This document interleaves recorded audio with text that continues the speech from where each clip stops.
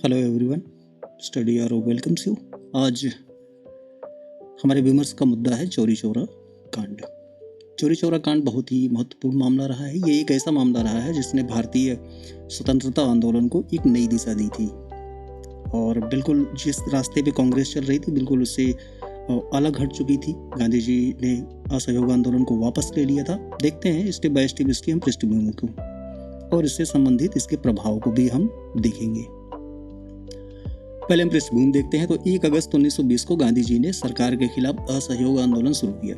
इसमें स्वदेशी का उपयोग करना एवं विदेशी सामानों विशेष रूप से मशीन से बने कपड़ों का बहिष्कार, कानूनी, शैक्षिक एवं प्रशासनिक संस्थाओं का बहिष्कार और प्रशासन की सहायता करने से इनकार शामिल था। हालांकि ये सारी बातें पहले जो है वो खिलाफत आंदोलन से जुड़ी थी, उसके बाद इसको असहयोग आंदोलन का भी अंग बनाया गया।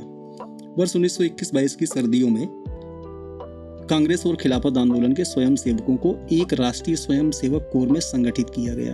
किसमें संगठित किया गया? राष्ट्रीय स्वयंसेवक कोर में संगठित किया गया। खिलाफत आंदोलन भारत में एक अखिल इस्लामी आंदोलन था। इसके बाद पृष्ठभूमि के बारे में हम पहले वीडियो में देख चुके हैं। और खिलाफत की चर्चा यहाँ क्यों करना जरूरी है? क्योंकि खिलाफत से ही संबंधित है असहयोग आंदोलन। अम्बेडकर जी ने तो यहाँ तक कहा कि खिलाफत को समर्थन देने के लिए ही असहयोग आंदोलन को जन्म दिया गया था।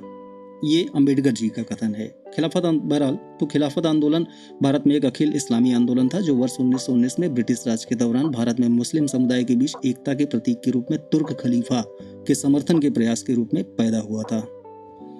आंदोलन का उद्देश्य भारतीयों को अपनी सरकारी नौकरियां और उपाधियां त्यागने और ब्रिटिश सरकार को बढ़ावा देने वाली किसी भी गतिविधि में शामिल न होने के लिए प्रेरित करना था। छात्रों से सरकारी स्कूलों या कॉलेजों में न जाने का आग्रह किया गया। किसके अंतर्गत किया गया? जैसे कि मैंने पूर्व में बताया कि यह खिलाफत आंदोलन से भी संबंधित था और असहयोग आंदोलन से भी संबंधित था। अच्छा, इसमें इंपॉर्टेंट चीज एक और है कि असहयोग आंदोलन जब शुरू किया गया था तो गांधी जी ने इस वादे और दावे के साथ शुरू किया था कि इसके माध्यम से हम 1 साल में ही भारत को स्वतंत्र करा लेंगे, ब्रिटिशर्स यहाँ से चले जाएंगे, 1 साल के अंदर ही हमें स्वतंत्रता प्राप्त हो जाएगी। यह कहकर असहयोग आंदोलन को गांधी जी ने शुरू किया था। लोगों ने ब्रिटेन में बनी सभी वस्तुओं को अस्वीकार करना शुरू कर दिया और खादी पहनना शुरू कर दिया। उन्होंने कर देने से भी इनकार किया, टैक्स देने से भी मना कर दिया यहाँ के लोगों ने ब्रिटिशर्स को। इसका उद्देश्य स्वशासन या स्वराज की स्थापना करना था। ये चाहते थे कि देश में हमारा शासन हो, हमारा देश है, हम शासन करेंगे। अब हम चलते हैं चौरी चौरा मुद्दे पे। ब्रिटिश भारत में संयुक्त प्रांत अब उत्तर प्रदेश के गोरखपुर जिले का चौरी चौरा स्थान। चौरी चौरा कस्बे में 4 फरवरी को स्वयंसेवकों ने बैठक की और जुलूस निकालने के लिए पास के मुंडेरा बाजार को चुना गया। 2 फरवरी 1922 को स्थानीय लोग मांस की बढ़ती कीमतों के विरोध में प्रदर्शन कर रहे थे। कई लोगों की पिटाई की गई और कुछ नेताओं को चौरी चौरा थाने में सलाखों के पीछे भेज दिया गया था। ये कब का मामला है? ये मामला है 2 फरवरी 1922 को, जब स्थानीय लोग मांस की बढ़ती कीमतों के विरोध में प्रदर्शन कर रहे थे। उनकी पिटाई की गई और कुछ नेताओं को चौरी चौरा थाने में ही सलाखों के पीछे डाल दिया गया, जेल में डाल दिया गया, मतलब वही थाने में ही बंधक बना दिया एक तरह से। इस घटना ने पुलिस के खिलाफ एक अलग तरह का विरोध शुरू कर दिया। 4 फरवरी को, ये 2 फरवरी की घटना थी, उसके तीसरे दिन क्या होता है, 4 फरवरी को लगभग 2500 लोग चौरी चौरा बाजार की ओर चल पड़े, जहां वे एक शराब की दुकान बंद कराने के इरादे से थे। पुलिस ने उत्तेजित भीड़ को तितर बितर करने के लिए हवा में कई राउंड गोलियां चलाई। हालांकि भीड़ बेकाबू हो गई और पुलिस पर पत्थरबाजी शुरू कर दी। जब हालात बेकाबू हो गए तो एक सब इंस्पेक्टर ने भीड़ पर गोलियां चलाने का आदेश दिया, जिसमें 3 लोग मारे गए। कितने लोग मारे गए? 3 लोग। इससे भीड़ और भड़क गई और पुलिस को पीछे हटकर थाने में शरण लेनी पड़ी। कुछ भागने की कोशिश कर रहे थे। पुलिसकर्मियों को पीट कर मार डाला गया। उन पुलिसकर्मियों को पीट कर मार डाला गया जो भागने की कोशिश कर रहे थे। ठीक है, ये उपद्रव हो रहा था कहाँ पे? चौरी चौरा में हो रहा था। हथियारों सहित पुलिस की काफी सारी संपत्ति नष्ट कर दी गई। प्रदर्शनकारी भीड़ ने थाने में आग लगा दी। ये इतने आक्रोशित हो गए थे लोग, क्योंकि पुलिस की गोली से 3 लोग, जो जनता थी वो उस भीड़ में 3 प्रदर्शनकारी भीड़ ने थाने में आग लगा दी। जिसका इतने उत्तेजित होने का जो प्रमुख कारण रहा वो ये रहा कि पहली चीज तो वहां पे उपद्रव चल ही रहा था, ये लोग प्रदर्शन कर ही रहे थे। इसी बीच में जब वहां हवाई फायर की गई पुलिस के द्वारा तो उसमें 3 लोगों की जान चली जाती है। जब 3 लोगों की जान चली जाती है तो पब्लिक उग्र हो जाती है, वो आउट ऑफ कंट्रोल हो जाती है और पुलिस थाने में आग लगा देती है। और आग लगाने का जो परिणाम निकलता है उसमें अंदर शरण लिए हुए 22 पुलिसकर्मी मारे जाते हैं। इस भीषण घटना के बाद अंग्रेजों ने शहर में मार्शल लॉ लागू कर दिया और सैकड़ों नागरिकों को गिरफ्तार कर लिया। अब इसका परिणाम क्या होता है? चौरी चौरा की घटना ने गांधी जी को झकझोर दिया और उन्हें 5 दिनों के उपवास पर जाने के लिए प्रेरित किया। कितने दिनों के उपवास के लिए? 5 दिनों के उपवास के लिए प्रेरित किया इस घटना ने। चौरी चौरा की घटना के एक हफ्ते बाद गांधी जी ने 12 फरवरी को असहयोग आंदोलन का वापस लेने का फैसला लिया। ठीक है, 12 फरवरी को असहयोग आंदोलन वापस लेने का फैसला कर लिया। चित्तरंजन दास और मोतीलाल नेहरू सहित उनके कई करीबी सहयोगी गांधी जी के फैसले से असहमत थे।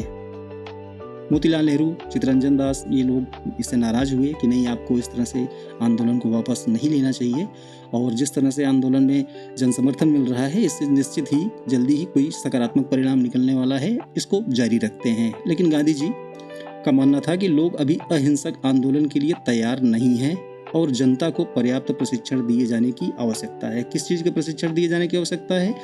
प्रशिक्षण दिए जाने की आवश्यकता है अहिंसक होने की, कि आपको हिंसा नहीं करनी है। ठीक है। असहयोग आंदोलन की वापसी ने कई युवा भारतीय राष्ट्रवादियों को इस निष्कर्ष पर पहुंचाया कि भारत अहिंसा के माध्यम से औपनिवेशिक शासन से मुक्त नहीं हो पाएगा। आप देखेंगे इसके बाद की स्थितियों में ही ऐसा रहा कि इधर चित्तरंजन दास और मोतीलाल नेहरू आदि नेताओं ने जो है वो स्वराज पार्टी की स्थापना की और उधर भगत सिंह, चंद्रशेखर आजाद जैसे लोगों ने वो क्रांतिकारी घटनाओं को अंजाम दिया। इन क्रांतिकारियों में योगेश चंद्र चटर्जी, राम प्रसाद बिस्मिल, सचिन सान्याल, अशफाक उल्लाह खान, जतिन दास, भगत सिंह, भगवती चरण बोहरा, मास्टर सूर्यसेन आदि शामिल थे। असहयोग आंदोलन की अचानक समाप्ति से खिलाफत आंदोलन के नेताओं का कांग्रेस के नेतृत्व वाले राष्ट्रीय आंदोलनों से मोहभंग हो गया। फलतः कांग्रेस और मुस्लिम नेताओं के बीच दरार पैदा हो जाती है। गांधी जी ने असहयोग आंदोलन क्यों वापस ले लिया? इसमें कई विचारकों के अलग अलग भिन्न भिन्न मत हैं, विचार हैं। गांधी जी ने बार बार चेतावनी दी थी कि वे देश के किसी भी हिस्से में कोई भी हिंसक विरोध प्रदर्शन नहीं चाहते। यहाँ बड़ा प्रश्न ये उठता है कि उस समय अगर देखा जाए तो देश की जो आबादी थी वो लगभग 40 करोड़ के आसपास थी। 40 करोड़ के आसपास की आबादी को जब आंदोलन के लिए प्रेरित किया जा रहा है कि वो आंदोलन करे और वो भी अहिंसक आंदोलन करे, तो आप समझिए इस चीज़ को, इस तथ्य को जरा सा समझने की कोशिश कीजिए कि क्या ये संभव है कि वो अहिंसक बना रहे। तो बड़ा सवाल ये है कि ऐसी स्थितियों में जब पूरे देश के लगभग 40 करोड़ लोगों को इस आंदोलन के लिए प्रेरित किया जाता है, हम पहले से पढ़ते आए हैं कि वो पहला अवसर था, असहयोग आंदोलन और खिलाफत आंदोलन पहला अवसर था जब देश की आम जनमानस जो था उसने बढ़ चढ़ के आंदोलन में हिस्सा लिया। ऐसे समय में जब पूरे देश का आम जनमानस आंदोलन में बढ़ चढ़ के हिस्सा ले रहा है और उनसे ये अपेक्षा रखी जाए, बिल्कुल कठोर अपेक्षा रखी जाए कि कहीं कोई हिंसा नहीं होगी, तो मुझे नहीं लगता कि ये सर्वथा उचित अपेक्षा थी या अवधारणा थी। कहीं न कहीं कुछ न कुछ तो होता ही होता। फिर भी हालांकि गांधी जी ने ये चेतावनी दी थी। पहला, हिंसा उनके लिए सिद्धांत की विषय थी। दूसरा, अगर कहीं भी हिंसा हुई तो सरकार आसानी से इसका इस्तेमाल पूरे आंदोलन पर व्यापक हमला करने के बहाने के रूप में कर सकती थी। अधिकारी दमन को उचित भी ठहरा सकते थे। ये एक अवधारणा है। फिर गांधी जी ने असहयोग आंदोलन को वापस लेने की जिम्मेदारी ली और भारतीय राष्ट्रीय कांग्रेस ने इसे समाप्त कर दिया। गांधी जी ने आंदोलन को सरकार के संभावित दमन से और लोगों को मनोबल गिरने से बचाया।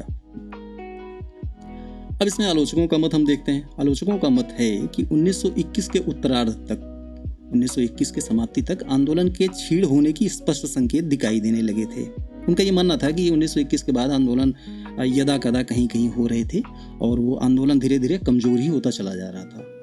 आंदोलन को 1 साल से ज़्यादा हो चुका था लेकिन सरकार बातचीत के मूड में नहीं थी। ठीक है, आंदोलन को 1 साल से ज़्यादा हो चुका था लेकिन सरकार बातचीत के मूड में बिल्कुल नहीं थी। तब जबकि ये आंदोलन शुरू ही यह कहकर किया गया था कि 1 साल के अंदर हम आज़ादी प्राप्त कर लेंगे। चौरी चौरा ने सम्मान के साथ पीछे हटने का अवसर प्रदान किया। इससे पहले कि आंदोलन की आंतरिक कमजोरियां इतनी स्पष्ट हो जाएं कि आत्मसमर्पण करने पर मजबूर हो जाएं या पीछे हटना एक पराजय जैसा लगे,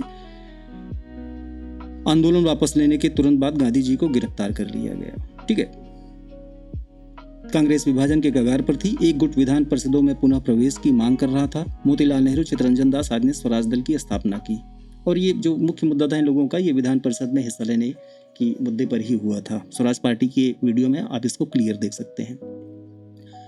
अंग्रेजों की प्रतिक्रिया क्या रही इसमें? अंग्रेज आंदोलन में शामिल लोगों और नेताओं के साथ सख्ती से पेश आए। ब्रिटिश राज ने अभियुक्तों पर आक्रामक रूप से मुकदमा चलाया। एक सत्र अदालत ने 225 आरोपियों में से 172 को तुरंत मौत की सजा सुना दी।